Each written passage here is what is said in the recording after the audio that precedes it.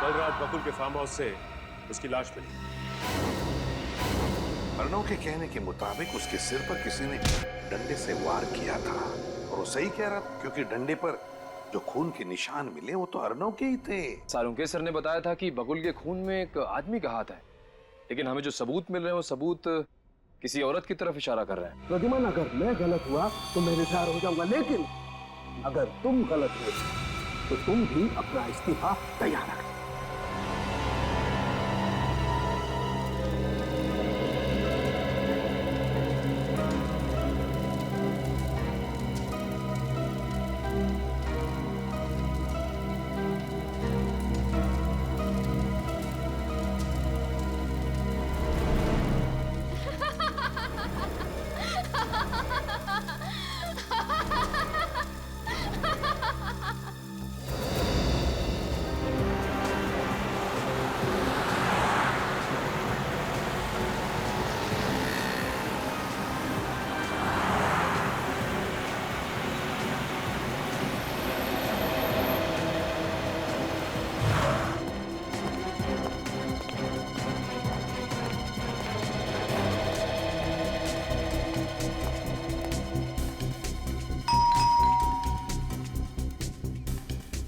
लगता है घर पे नहीं है। आप एक बार और घंटी बजाने का कष्ट करेंगे?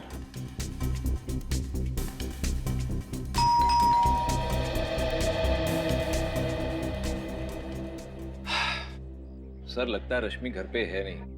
हम लोग क्यों अपना टाइम वेस्ट करें, चलते हैं यहाँ से। आफ्टर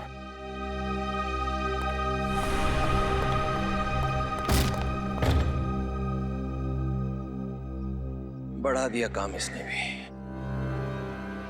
चल भाई सूरज, यहाँ तेरी नहीं चलेगी।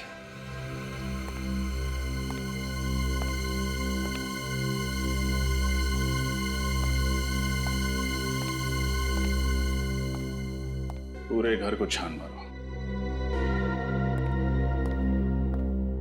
यस सर, आज सारे सबूत अच्छे से मिटा दूंगा। देखता हूं कैसे करते हैं केस सॉल्व।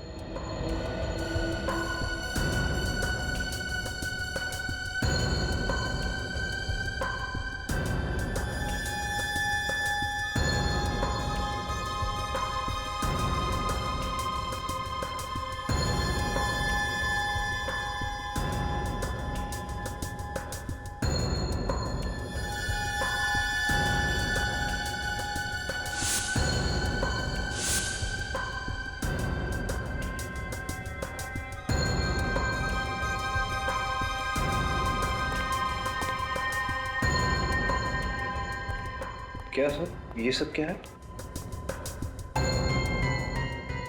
फोटोग्राफ्स। सर लगता है रश्मि घर से भागने से पहले ये फोटोग्राफ्स और ये कागजात जलाकर डस्टबिन में फेंक गई। लेकिन क्यों? रश्मि को इन चीजों से ऐसा क्या खतरा हो सकता था? एक सेकेंड, कुछ कागज के टुकड़े ऐसे भी हैं जो पूरी तरह जले नहीं हैं।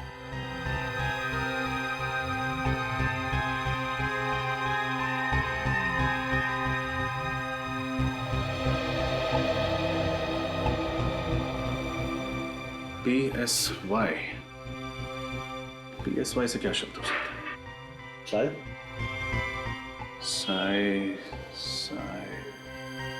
साइकियाट्रिस्ट। ये किसी साइकियाट्रिस्ट का प्रिस्क्रिप्शन है। लेकिन अब कौन से साइकाइट्रिस्ट का, ये कैसे पता लगेगा? उसकी जरूरत नहीं है सूरज, बस ये पता चल जाए कि रश्मि ये दवाई ले क्यों रही थी, हमारा काम हो जाएगा।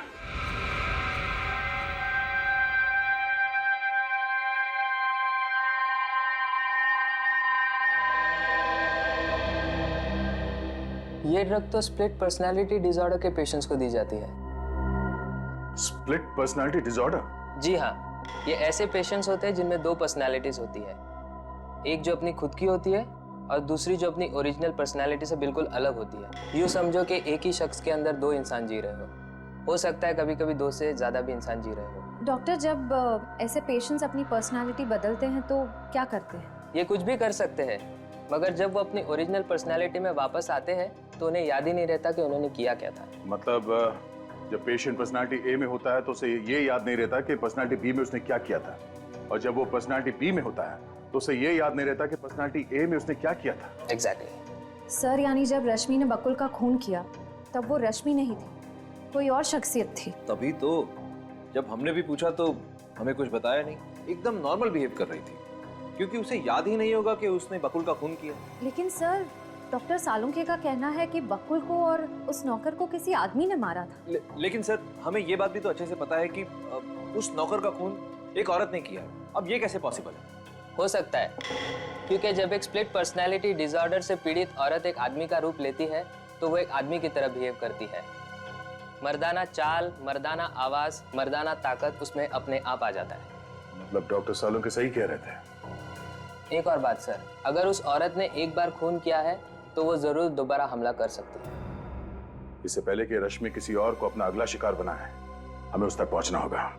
श्रेया, एक काम करो, उसका मोबाइल ट्रैक करो और सारे बैंक को इन्फॉर्म कर दो। अगर ये रश्मि अपना क्रेडिट कार्ड स्वाइप करती है तो फौरन हमें खबर कर दे। वो अपना रूप बदल सकती है, सेल नंबर बदल सकती है, क्रेडिट कार्ड तो नहीं बदलेगी। विश्वास नहीं होता कि बकुल जी के खून में रश्मि का हाथ हो सके। और सर हैरानी की बात तो यह है कि सालुंखे सर अब यही मान रहे हैं कि किसी आदमी ने ही बकुल जी और उस नौकर का खून किया है। लेकिन उस साइकेट्रिस्ट ने दया सर को बताया था कि स्प्लिट पर्सनालिटी के लोग, चाहे वो कोई औरत हो या बच्चा, अगर दूसरा रूप धारण करते हैं तो वो उसी की तरह बर्ताव करने लगते हैं। जैसे कोई स्प्लिट पर्सनालिटी का पेशेंट, कोई बच्चा या फिर औरत किसी आदमी का रूप धारण कर ले तो उसके अंदर आदमी जैसी ताकत आ जाती है। यानी जब रश्मि ने बकुल जी का खून किया, उसकी पर्सनैलिटी ने एक आदमी का रूप ले लिया और उसके नाजुक से शरीर में एक मर्द वाली ताकत आ गई। और जब अपने नॉर्मल रूप में आई, यानी कि रश्मि की पर्सनालिटी में आई, तो उसे भी नहीं याद था कि उसने आदमी बनकर बकुल जी का खून कर दिया। फिर तो रश्मि कभी भी अपना रूप बदल सकती, और अगर उसने ऐसा किया तो उसके आसपास वाले लोगों को जान का खतरा होगा। हाँ वरीद, इसीलिए तो हम उस कपड़े की दुकान पे जा रहे हैं जहाँ रश्मि ने अपना कार्ड स्वाइप किया। शायद दुकानदार कुछ बता दे कि रश्मि अकेली आई थी या फिर किसी के साथ। एक्सक्यूज मी, कहिए सर, क्या दिखाऊं? वेस्टर्न या इंडियन? हमारे स्टोर में हर वैरायटीज के कपड़े मिलेंगे। हम यहाँ कुछ खरीदने नहीं आए। तो फिर हम लोग सीआईडी से। सीआईडी? क्या बात है सर? एक औरत के बारे में कुछ पूछताछ करनी थी। सर कौन औरत? उनका नाम है रश्मि और ये उनका क्रेडिट कार्ड नंबर है। जरा चेक करके बताइए कि यहाँ से क्या खरीदने आई थी और किसके साथ आई। जी सर, एक मिनट प्लीज।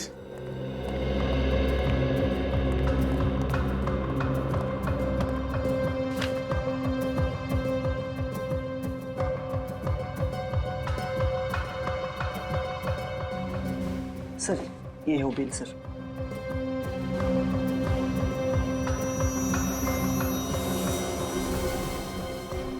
ये क्या, जेंट शर्ट? रश्मि अपने लिए जेंट शर्ट क्यों खरीदेगी? कोई साथ में था क्या उसके? नहीं सर। सर हो सकता है रश्मि कोई नई चाल चलने वाली हो। ये भी तो हो सकता है कि उसे स्प्लिट पर्सनालिटी का दौरा पड़ा हो और उसने एक आदमी का रूप धारण कर लिया। हाँ सर, इसीलिए उसने ये जेंट शर्ट खरीदी। सर एक बात बोलूं? बोलो। सर वो लड़की थोड़ी खिसकी हुई थी सर। वो बोल कुछ रही थी और कर कुछ रही थी सर। सर उसे क्या चाहिए था मैं समझ ही नहीं पाया। तुमने उस लड़की का चेहरा तो देखा ना? हाँ सर, एकदम ठीक से। पहचान जाओगे? हाँ सर। ये है वो लड़की? नहीं सर, ये नहीं थी। ध्यान से देखो, यही होगी। नहीं सर, मैं ठीक बोल रहा हूँ सर, ये वो नहीं थी। उस लड़की का चेहरा सर मैं भूल ही नहीं सकता। इन तीनों में से कोई थी? नहीं सर, इन तीनों में से कोई नहीं थी। सर इसका मतलब खूनी कोई और अनजान औरत है। हो सकता है निखिल, इस आदमी को अपने साथ ले लो, उस औरत का स्केच बनवाते हैं।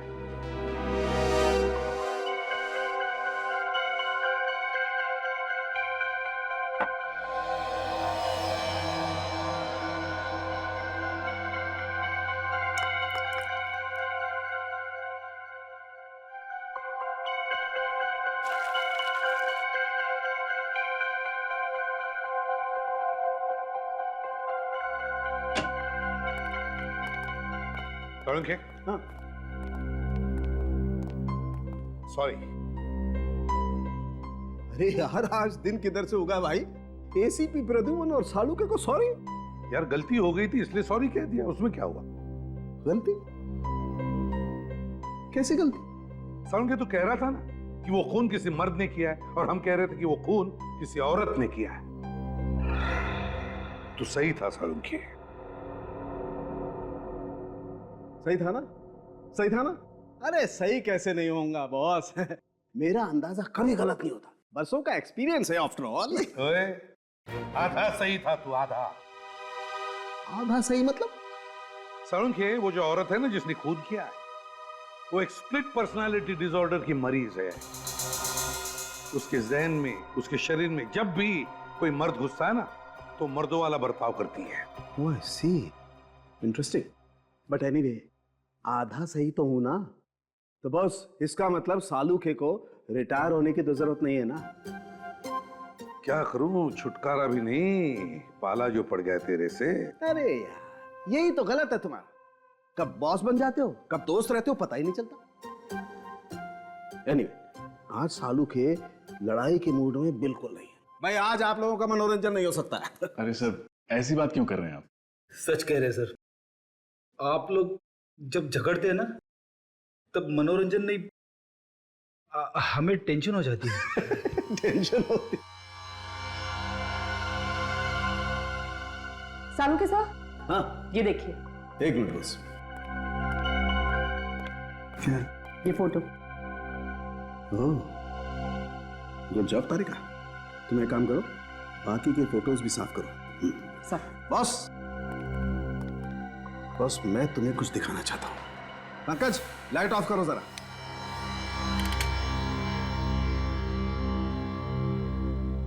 बॉस, तुम जले हुए कागजों से तो कुछ पता चला नहीं। देखते हैं इस फोटो से क्या पता चलता है। ये तो स्कूल यूनिफॉर्म पहनी हुई किसी बच्ची की फोटो है। हाँ, 10-12 साल की उम्र लगती है। और लगता है उस लड़की के साथ कोई लड़का भी खड़ा है। सर, आप कैसे पता चलेगा कि ये लड़की कौन है और उसके साथ ये लड़का कौन है? अभी पता लगेगा। रश्मि? रश्मि की बचपन की फोटो है ये। लेकिन सर, कोई अपने बचपन की फोटोज क्यों जलाएगा? लोग ये सब तभी करते हैं जब वो कुछ छुपाना चाहते हैं। हाँ सर, मतलब रश्मि के साथ बचपन में कुछ ऐसी बात हुई है जिसे वो छुपाना चाहती है। जरूर फ्रेडी, ऐसा ही हुआ होगा। लेकिन लगता है रश्मि उसके फोटो में वो जो लड़का खड़ा है ना, उसकी तस्वीर मिटाना चाहती है। यस सर, अब इस लड़के का पता लगाना पड़ेगा।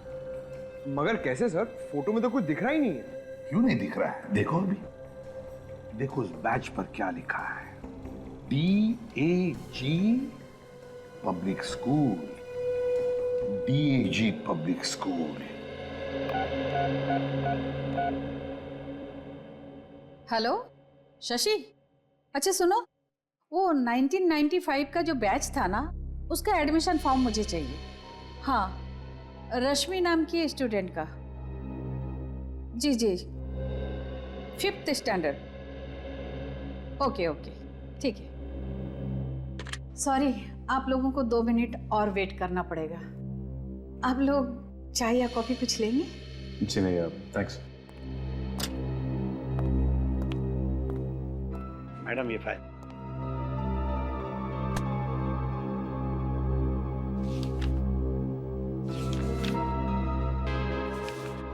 ये रही फाइल, इसमें रश्मि की सारी डिटेल्स है।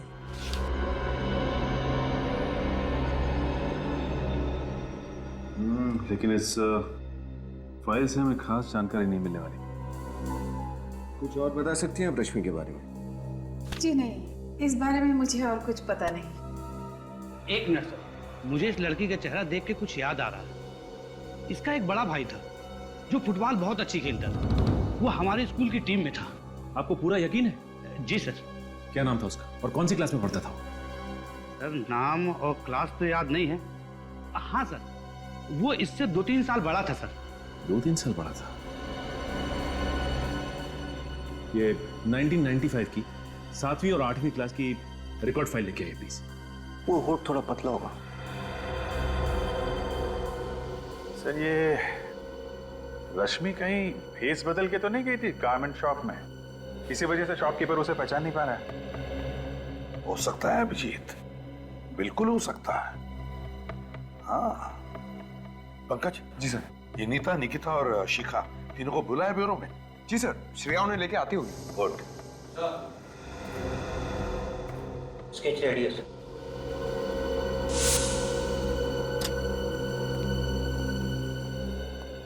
मैडम ये रही फाइल। हाँ ये लीजिए।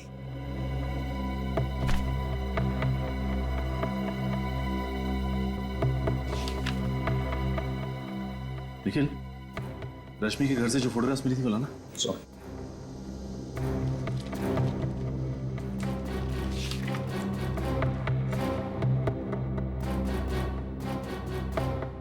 माय गॉड, ये देखो, रश्मि का भाई कोई और नहीं बल्कि अर्नव है। मतलब ये प्लानिंग इन दोनों भाई बहन ने मिलकर की थी। यही थी वो और? हाँ सर, हमारे स्टोर में यही औरत आई थी।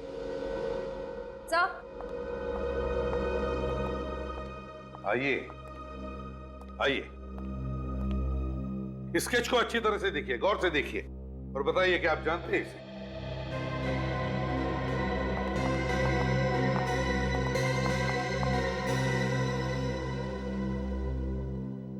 नहीं सर।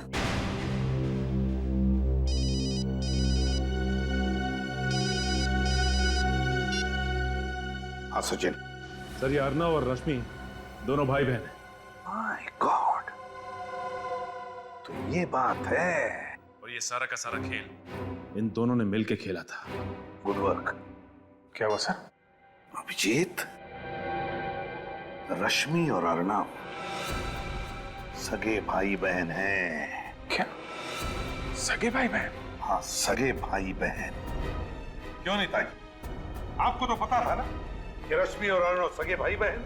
नहीं सर, मुझे बस इतना पता था कि रश्मि बकुल की सेक्रेटरी है। वो दोनों भाई बहन है ऐसा तो मुझे कुछ नहीं पता। और शिखा जी आपको भी नहीं मालूम कि रश्मि अर्नव की बहन है? नहीं सर, मुझे इसके बारे में कुछ नहीं पता। बड़ी अजीब बात है, आप तो अर्नव की मंगेतर है ना, और आपको ही नहीं पता? सर, अर्नव ने मुझे इसके बारे में कुछ भी नहीं बताया था। ठीक है, आप लोग जा सकती हैं।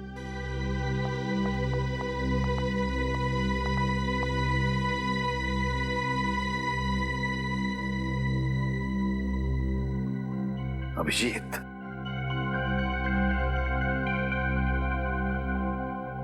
अभिजीत तुम कह रहे थे ना कि औरत भेस बदल कर भी आई होगी।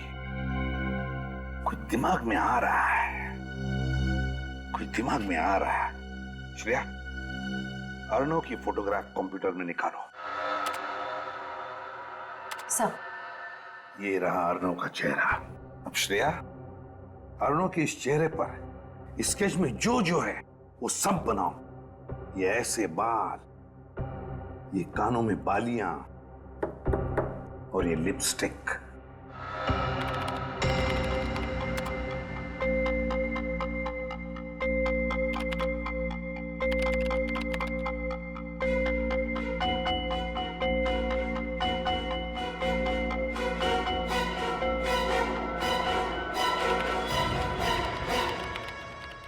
ये लो अभिजीत, अर्नव। इसका मतलब रश्मि को नहीं, इस अर्नव को स्प्लिट पर्सनालिटी डिसऑर्डर है सर। हाँ अभिजीत, और हम तो समझ रहे थे कि रश्मि ही खूनी है। याद है वो कपड़े का टुकड़ा जो हमें बकुल के फार्म हाउस से मिला था? उस कपड़े के टुकड़े पर चमड़ी, स्किन के अंश मिले थे। वो चमड़ी जरूर इस अर्नव की ही है। सर इसका मतलब कि अर्नव ने लड़की के कपड़े पहने और बकुल का मर्डर कर दिया? एग्जैक्टली। और सर इस रोग की वजह से उसे पता भी नहीं होगा कि औरत बनकर वो कितने भयानक जुर्म कर रहा है। और ऐसे मरीज को खुलेआम घूमने देना मतलब खतरों से खेलना है।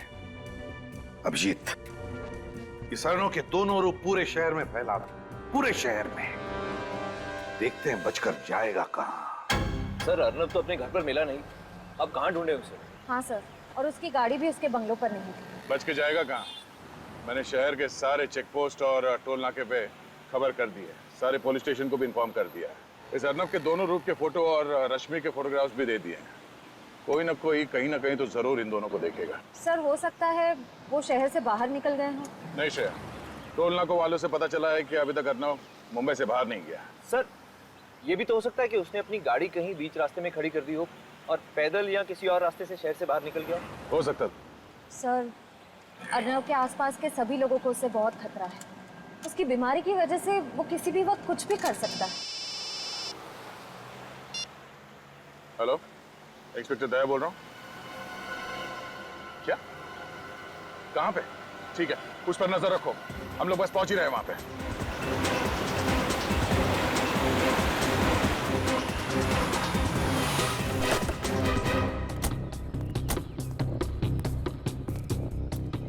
आपने फोन किया था ना?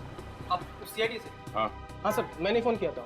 वो पोस्टर देखा था ना, वो खतरनाक आदमी का और वो औरत का भी। तो दोनों में से किसको देखा तुमने? साहब वो पोस्टर वाली औरत को, सेम टू सेम वही औरत थी। कहाँ देखा तुमने उस औरत को? इधर दुकान पर आई थी चिप्स लेने के लिए। कब आई थी? अभी थोड़ी देर पहले, तभी तो फोन किया मैं सबको। किस तरह गई वो औरत? वो गाड़ी लेके आई थी? नहीं साहब, वो चलते चलते उस गली से आई, चिप्स लिया और वापस उसी गली में चली गई। चलते चलते इस गली में गई? पक्का यकीन है कि वो इसी गली में गायब हुई? एकदम पक्का साहब, चेहरा इतना अजीब था, भूल कैसे सकता हूँ। सर उसी गली में तो बकुल का फार्म हाउस भी है। बकुल का farm house? Oh no, let's गो।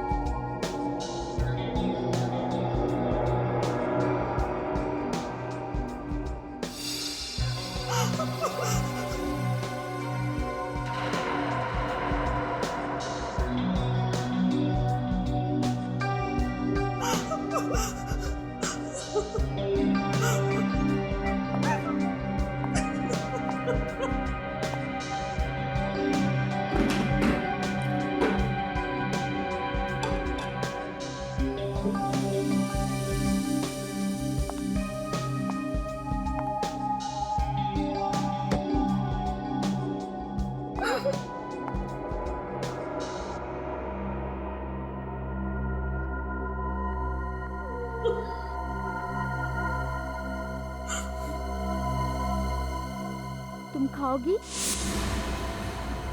खाओ ना। मैं भी कितनी पगली हूँ, तुम्हारे मुंह पे तो पट्टी बंधी हुई है, तुम खा कैसे सकती हो, है ना?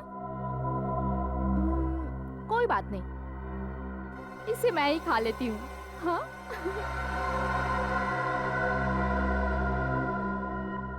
लेकिन तुम्हारी आंखें तो खुली है ना, तुम तो मुझे देख सकती हो, आंखों पे पट्टी नहीं है, तो तुम मुझे खाता हुआ देखो।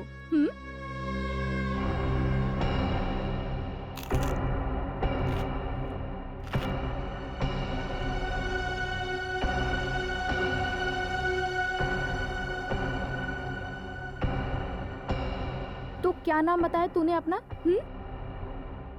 रश्मि, यानी कि रेशम रेशम, मुलायम। तेरी हिम्मत कैसे हुई कि तू मुझसे ज्यादा खूबसूरत दिखे? तेरा कोई हक नहीं है, कोई हक नहीं है तेरा, समझी तू? लेकिन अगर तूने हिम्मत की है तो हर गलती की सजा होती है ना? बोल, क्या सजा चाहिए तुझे? बोलना। रेशम रेशम, रश्मि।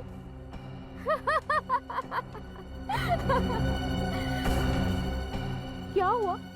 दर्द हो रहा है?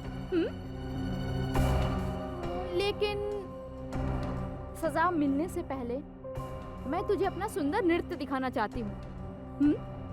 हो जाए?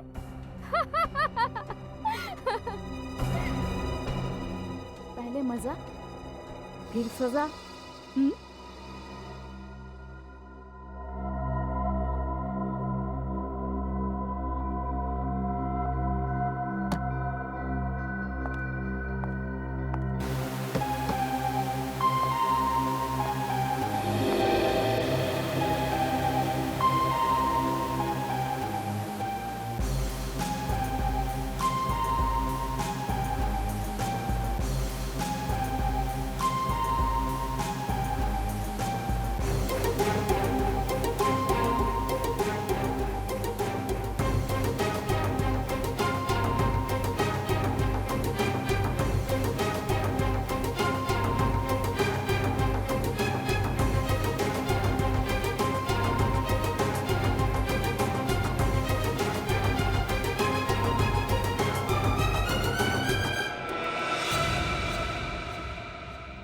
बहुत तरस आता है मुझे तेरे पर, बहुत तरस।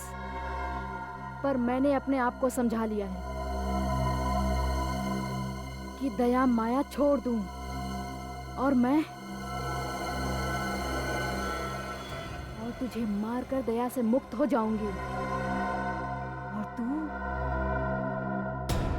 अपने इस जीवन से मुक्त हो जाएगी।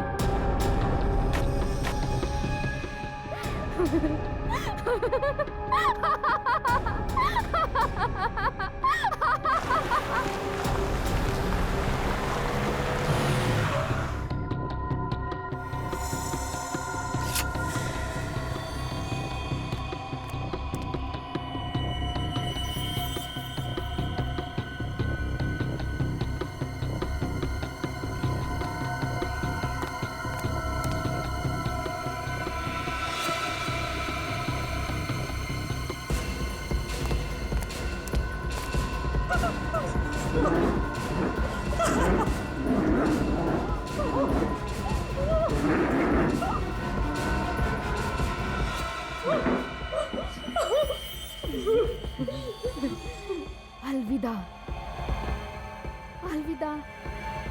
मगर मुझे तेरी बहुत याद आएगी रश्मि।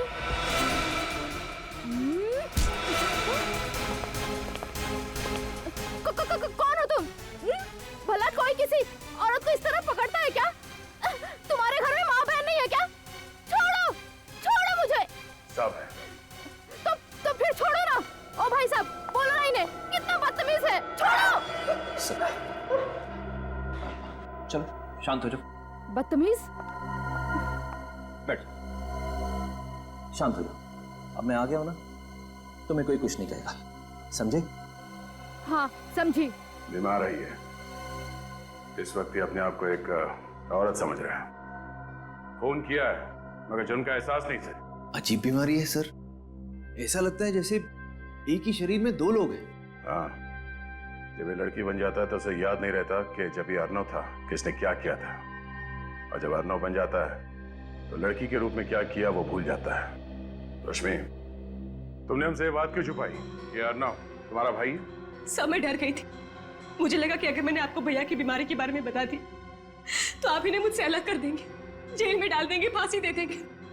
भला इसमें भैया की क्या गलती है कि सब कुछ तो इनकी बीमारी की वजह से हुआ है। तो वैसे सोच भी कैसे सकती हो? तुम्हें पता नहीं था कि ये एक मानसिक रोगी और ऐसे पेशेंट्स को फांसी नहीं होती? और अगर आपने ये बात हमें पहले बता दी होती तो अर्नव का आज इलाज चल रहा होता किसी अच्छे साइकियाट्रिस्ट के पास, और आपकी ये हालत नहीं होती। सर, मैंने भैया का इलाज करने की बहुत कोशिश की मगर ये मानने को तैयार ही नहीं कि ये बीमार है। ये बात तुम्हें समझना चाहिए रश्मि। एक स्प्लिट पर्सनालिटी डिसऑर्डर का पेशेंट तो यही कहेगा ना, उसे तो कुछ याद ही नहीं रहता। सर, इसी डर की वजह से मैं भैया से अलग रहने लगी। भैया कुछ भी कर सकते हैं। अभी आपने देखा ना, अगर आप लोग वक्त पर नहीं आते तो ये तो मुझे मार ही डालते। मुझे नहीं पता था सर कि मेरे जाने के बाद भैया की हालत इतनी बिगड़ जाएगी। तुम चिंता मत करो, किसी अच्छे साइकियाट्रिस्ट को दिखा के अर्नव का इलाज करवाएंगे। अर्नव बीमार है, बुरा नहीं, ठीक हो जाएगा। सूरज, एम्बुलेंस बुलाओ।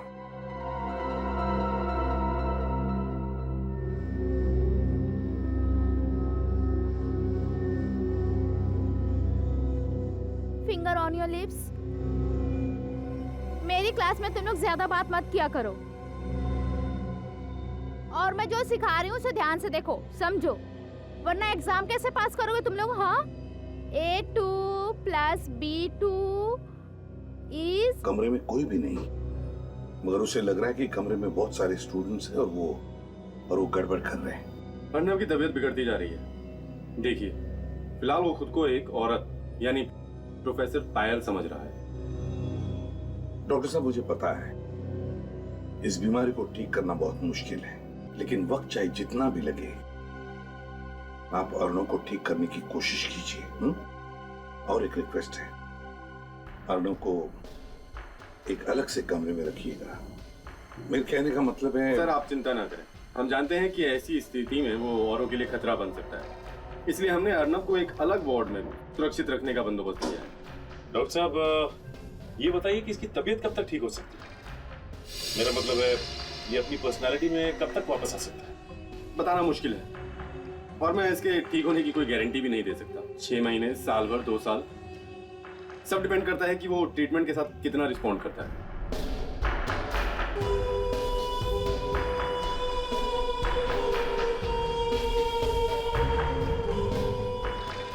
ठीक है डॉक्टर साहब, अब हम चलते हैं। अगर आपको कोई भी जरूरत पड़े अर्नव के लिए तो हमें जरूर कहिएगा। Okay, goodbye. क्या बात है पंकज, अचानक चुप क्यों? सर, मुझे ऐसे पेशेंट से बहुत डर लगता है सर। अगर वो यहाँ से भाग के मेरे घर आ गया तो? इस बात का डर तो है, हो सकता है ऐसा। अरे नहीं सर, ऐसा मत बोलिए। सर प्लीज, आज मैं अपने घर पे नहीं सोऊंगा। मैं आपके घर पे आके सो जाऊं? एक मिनट। हाँ पंकज। ओके। क्या पंकज, एक सिंपल सा कैच नहीं पकड़ पाए तुम? अरे सर को बताना तो चाहिए था, मेरा ध्यान नहीं था, और राइट हैंड में ये रुमाल था। मैं लेफ्ट से कैसे कैच पकड़ूं? मैं राइट ही हूँ। फिलहाल वो खुद को एक औरत यानी कि प्रोफेसर पायल समझ रहा है।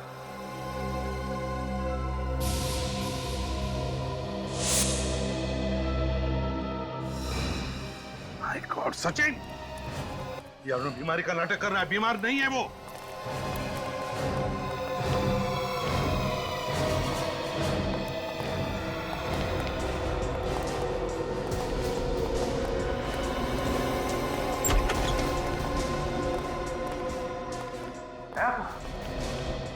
कहाँ गायब हो गया है? क्या हुआ सर, कोई प्रॉब्लम है? प्रॉब्लम तो तुम्हें होगी, झूठ बोलने का नतीजा जानते हो? झूठ? मैंने क्या झूठ बोला है सर? ये अनजान बनने का नाटक बंद करो डॉक्टर। देखिए सर, पहले ये तो बताइए प्रॉब्लम क्या है? प्रॉब्लम ये है डॉक्टर कि तुमने ही बताया था ना कि अर्नव को स्प्लिट पर्सनालिटी डिसऑर्डर है। ये सच है सर, आपने खुद देखा है उसे अजीबोगरीब बर्ताव करते हुए। नहीं, वो बिल्कुल नॉर्मल है। नॉर्मल है? ये क्या कह रहे हैं आप लोग? नॉर्मल है वो। अब कहाँ है इस वक्त, बताओ जल्दी। सर उसे सेशन रूम में लेके गए। चलो ले चलो हमें। चलिए सर। अगर तुम प्रोफेसर की बात नहीं मानोगे ना तो प्रोफेसर तुम्हें पनिशमेंट देंगी, समझे? सॉरी। अर्नव,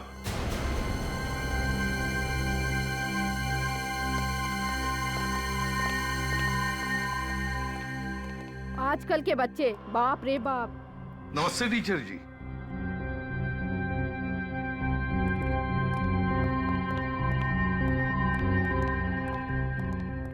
नमस्ते, क्या आपका बच्चा हमारे यहाँ स्टूडेंट है? जी नहीं, मैं एसीपी प्रद्युमन, ये है इंस्पेक्टर सचिन, श्रेया और पंकज। हम लोग सीआईडी से हैं।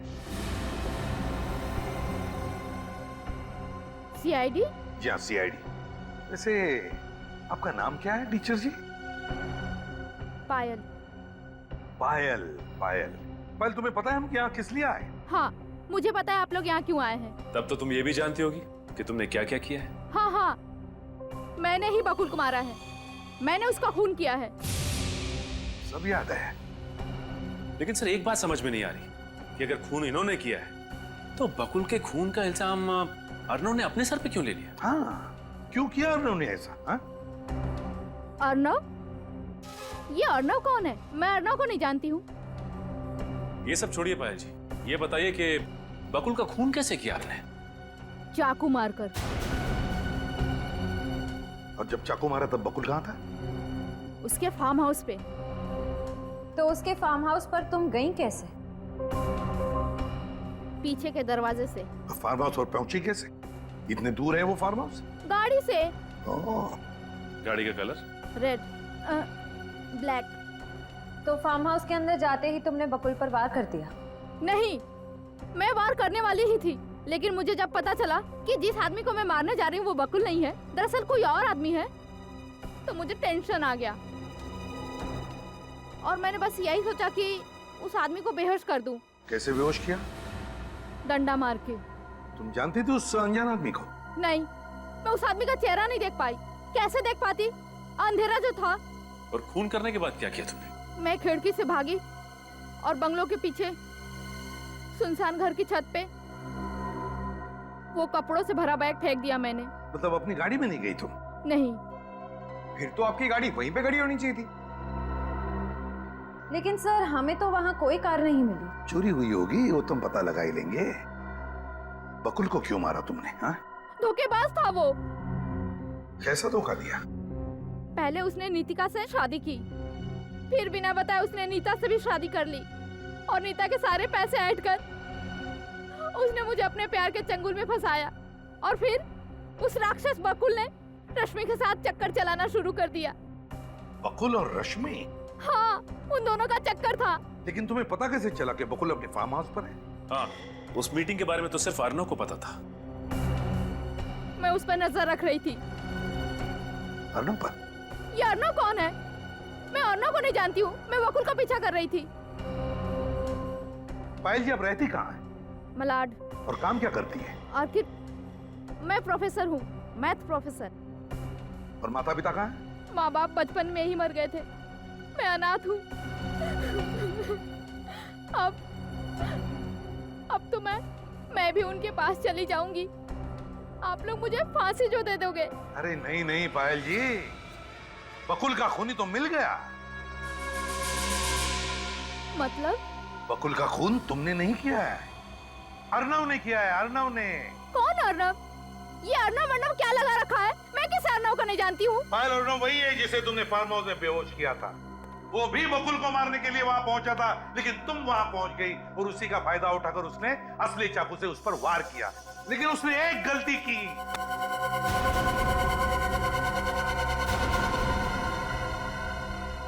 एक गलती की। कैसी गलती? वही गलती जो अभी तुमने की। पायल उल्टे हाथ का इस्तेमाल करती है, लेफ्टी है वो। और अर्नव राइट हैंडेड है, राइट हैंडेड, दाहिने हाथ का इस्तेमाल करता है वो। और इस वक्त तुम पायल हो, राइट? और उस हिसाब से तुम्हारी सारी हरकतें पायल जैसी होनी चाहिए, अर्नव जैसी नहीं।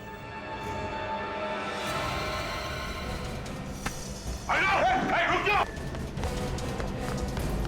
अर्नव! रुक जाओ! रुक जाओ!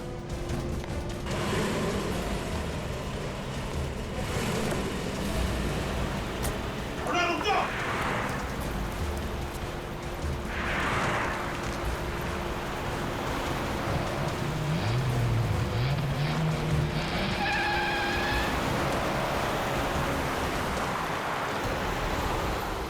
हो रही हूँ डंपर के आगे। निकलना नहीं चाहिए हमारे हाथों से सचिन। वही बचेगा सर।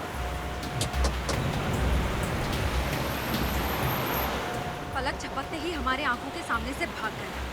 सर ये बहुत चालाक है। ओवरटेक करो उसे। हाँ सर। प्लान बना के आया था वो पहले से ही। देखा, उसी लिए उसका साथी आया था गाड़ी लेकर उसे उठाने के लिए।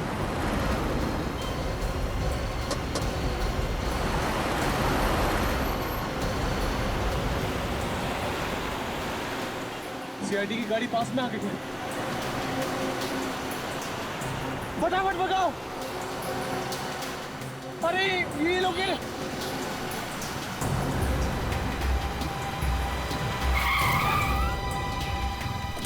अब क्या करें? मारो।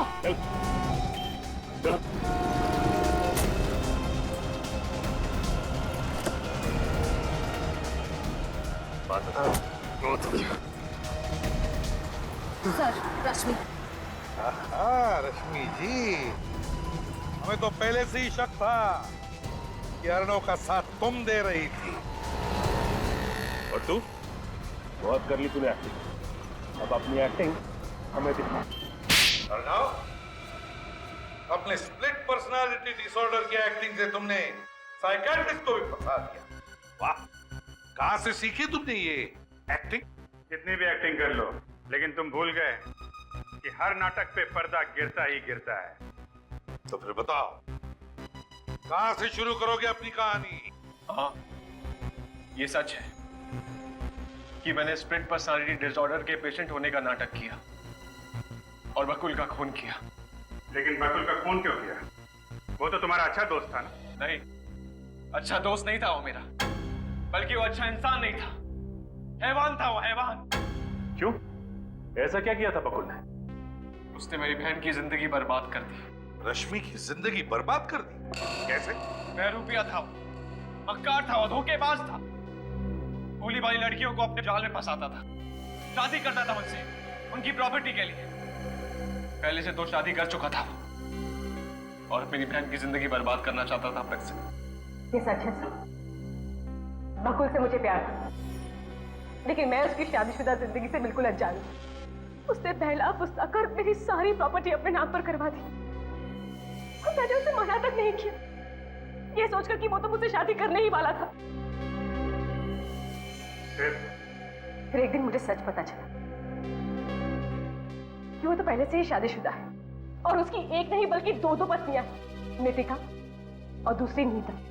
मैं उससे मिला, उसे समझाने की कोशिश की मैंने उसे कहा कि अगर तू मेरी बहन से प्यार करता है तो अपनी बीवी को तलाक दे दे और रश्मि से शादी कर ले। लेकिन उसने ऐसा नहीं किया। हाँ। फिर हम दोनों ने मिलकर उस राक्षस को खत्म करने का प्लान बनाया। अर्नव ने बकुल को झगड़ा खत्म करने के बहाने फार्म हाउस पर बुलाया और उसका कत्ल कर दिया। बदले की आग में तुमने ना सिर्फ बकुल का बल्कि उस नौकर का भी कत्ल कर दिया। तुम दोनों ने ये जुर्म किया है, अब सजा भी तुम दोनों को होगी, शायद फांसी।